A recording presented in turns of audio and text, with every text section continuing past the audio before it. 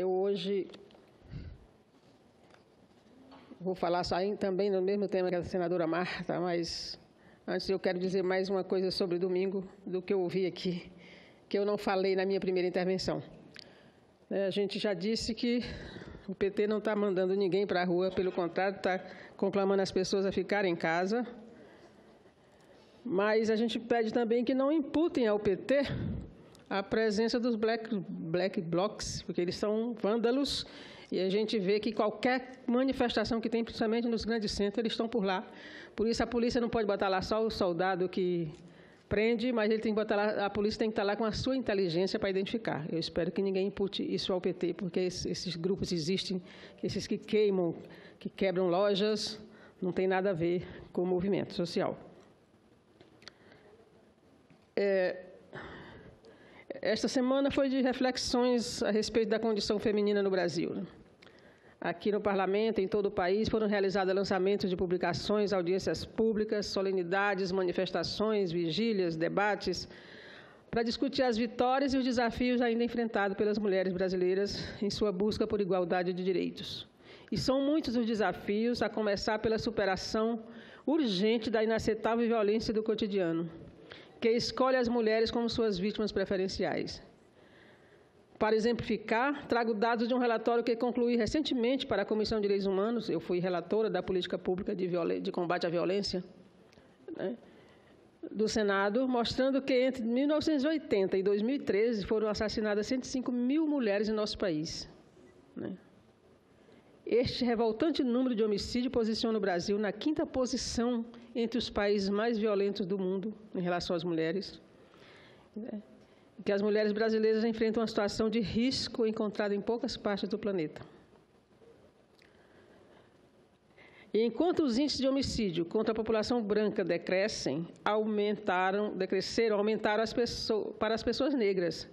Quando se trata de violência contra as mulheres, verifica-se as taxas de homicídio de mulheres brancas caíram cerca de 27% entre 2003 e 2013, enquanto as taxas de assassinato das mulheres negras no mesmo período cresceram 19,5%, o que desnuda a evidência e evidencia uma aliança cruel entre racismo e machismo brasileiros.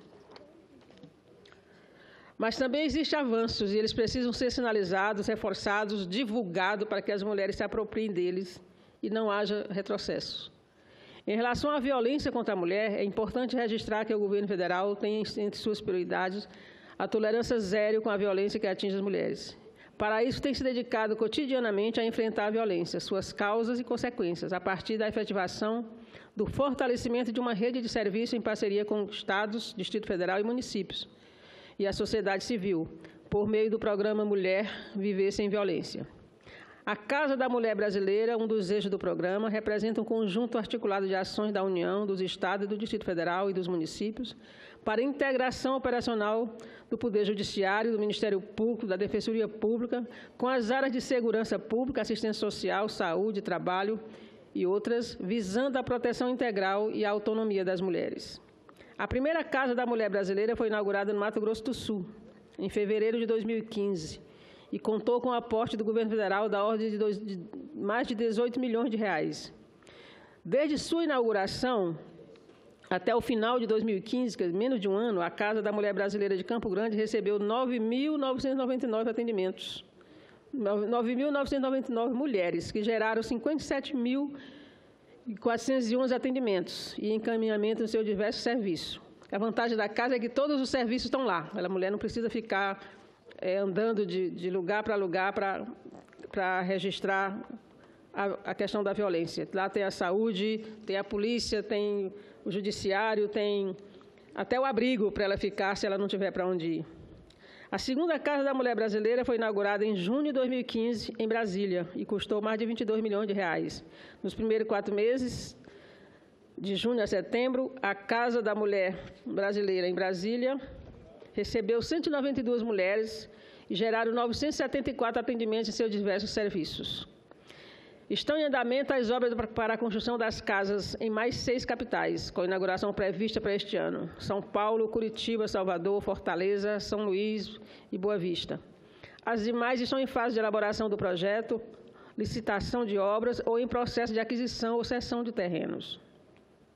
A Central de Atendimento à Mulher, a senadora Marta, inclusive, já falou aqui, conhecida como Ligue 180, é um serviço de utilidade pública que orienta as mulheres em situação de violência, recebe denúncias e, de imediato, as encaminha ao Ministério Público e aos órgãos de segurança pública, além de receber reclamações sobre o funcionamento inadequado do serviço de atendimento. A ligação é gratuita e o serviço funciona 24 horas por dia, todos os dias da semana.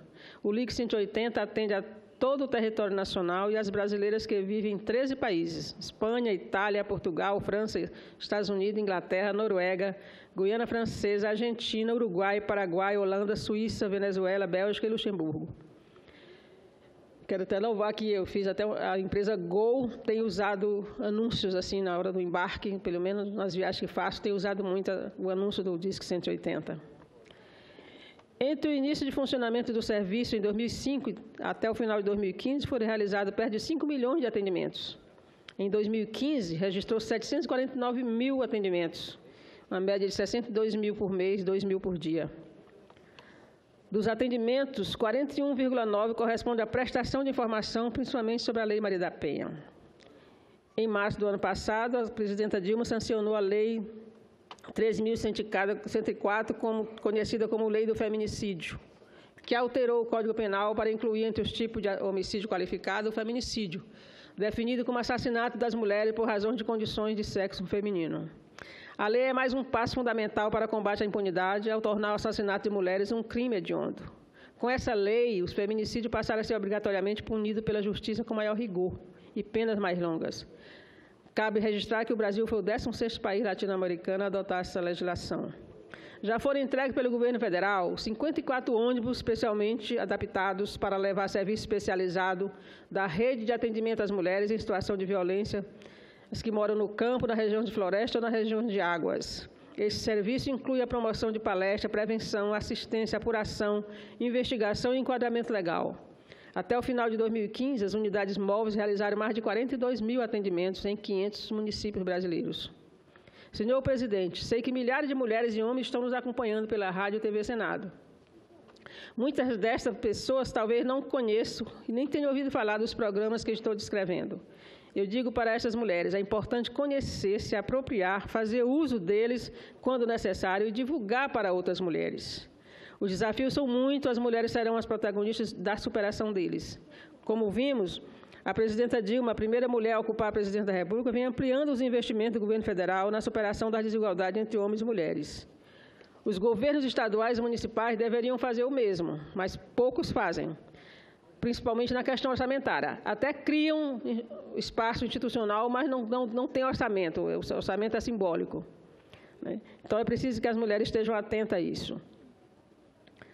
A definição do orçamento e a aplicação criativa e honesta dos recursos em políticas voltadas para a superação das desigualdades é o ponto central para garantir que a isonomia entre homens e mulheres não tarde mais a chegar. E vamos fiscalizar também o Poder Judiciário, o Ministério Público e a atuação das polícias na apuração e punição de autores de crime contra as mulheres, que apesar dos avanços da Lei Maria da Penha, nós temos problemas no andamento dos processos. Muitos prescrevem, né? A gente tem inquérito que dura 3 anos e não sai da polícia para poder ir para o judiciário. Então, a gente precisa estar atento a esses casos, para não prescrever e deixar os agressores impunes. Neste pronunciamento, não podia deixar de falar, mesmo que rapidamente, no retrocesso que significa a crescente censura que os legisladores vêm impondo à manutenção do termo gênero na legislação brasileira. Falar sobre a relação de gênero é falar sobre a relação de poder que provoca desigualdade entre homens e mulheres. Podemos identificá-la no nosso dia a dia. Os salários de gênero feminino são inferiores ao masculino. O gênero feminino ainda é minoria no parlamento. O gênero feminino ainda sofre assédio nas ruas. Ainda somos assassinados por pertencermos ao gênero feminino. Somos criminalizadas por defendermos o nosso corpo. Coincidentemente, agora, as prefeituras e governos estaduais estão terminando de elaborar seus planos de educação. Seria o momento de garantir a inserção consolidada de ações concretas no ensino para enfrentamento à violência decorrente do machismo e do patriarcado. Mas o que vemos é que planos que traziam proposta pedagógica com conteúdo sobre igualdade de gênero estão sendo mutilados para que sejam retiradas todas as referências às questões de gênero. Ora, senhor presidente, o termo gênero surgiu justamente para entendermos e respondermos à desigualdade, que tem sua raiz no machismo e no patriarcado. Desconstruir essa cultura por meio de uma educação não sexista é mais um desafio que temos que enfrentar. Precisamos educar crianças e jovens e reeducar os adultos para que reflitam criticamente e busquem em suas práticas a igualdade de gênero. A igualdade entre meninos e meninas, rapazes e moças, homens adultos e mulheres adultas. Apenas um ensino pleno pode formar cidadãos críticos capazes de conviver com as diferenças para o exercício da democracia. Concluo insistindo na tecla da participação política das mulheres. Estou certa de que reverter a subrepresentação das mulheres nos espaços de poder e de decisão, inclusive nesta Casa, é fundamental para a superação das desigualdades de gênero em nosso país. Leis como o registro civil feito pela mãe, que só o pai podia registrar sozinho, a mãe tinha que ir acompanhada dele, agora ela pode ir sozinha. A lei que obriga o SUS a promover cirurgias plásticas reparadoras em mulheres vítimas de violência. A lei que garante à parturiente o direito a acompanhante na maternidade. E a lei que criou o marco legal da primeira infância, determinando um conjunto de ações para o início da vida, entre as quais o aumento da licença paternidade, por exemplo, certamente não teriam sido aprovadas facilmente se não fosse a participação feminina, mesmo pequena, no plenário da Câmara e do Senado. A atuação de mais mulheres no Parlamento trará mais olhares femininos para a política, ajudando a superar a exclusão perpetrada por mais de 500 anos de história e a superar os desafios diários que enfrentamos na nossa luta cotidiana. Muito obrigada, era isso que eu tinha a dizer. Senadora Regina, com a permissão do presidente... senador. Eu queria aplaudir o discurso de Vossa Excelência e dizer que Vossa Excelência tem razão numa observação que fez aí.